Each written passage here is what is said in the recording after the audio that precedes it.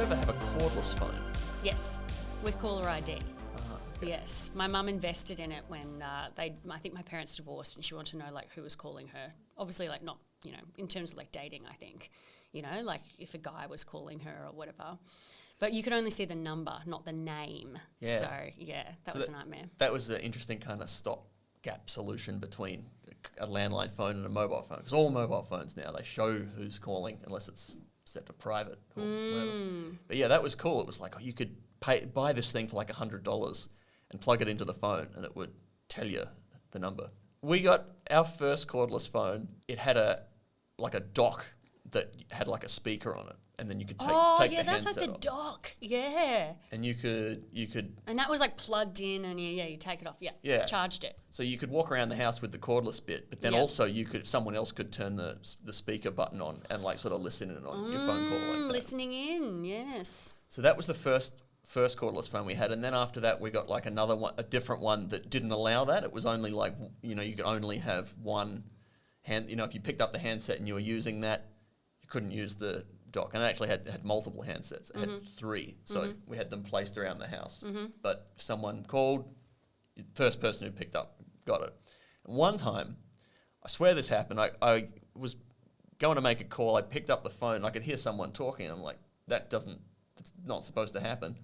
Who is that? And I worked out pretty quickly it was actually the lady who lived next door talking. I was listening in on her phone call, and she was talking about us and how we were such bad neighbours. Really? Yeah. To who?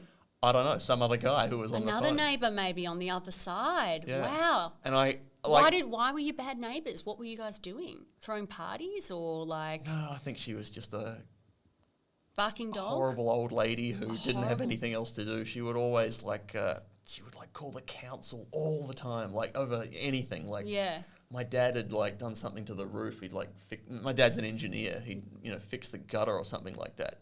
And she called the council, and someone came around and said, "Oh, a neighbour's reporting you're discharging water onto a retaining wall or something like that." Right, no. Real stickler.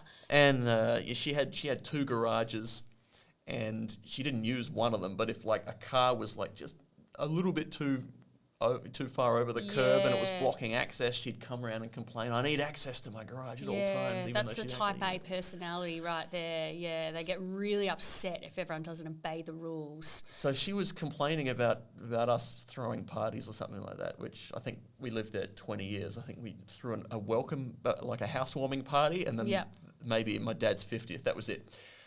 And I thought am I hallucinating? Am I really hearing this? So I went and got my dad, and I said, "Dad, listen to this." And we listened together, and we listened to her talking about how we were terrible neighbours. And the other guy on the phone said something like, "Oh, you want to see, maybe we should, get some bikies around there." Really? He was ready to actually send out people to intimidate you? Well, I think he was joking when he said something like, "Let's show them how bad neighbours can get." Whoa, that's wild. Wow. But I don't know why that happened. I don't know if she had the same kind of phone or it was just it only ever happened that one time. Only that one time. Yeah, maybe she wanted you to hear. Maybe that was part of the threat. She was like, "Let's not send the bikies. Let's just send the intel through the phone." Yeah. Yeah, she had the radio out and was going for it. Yeah, it was all set up to intimidate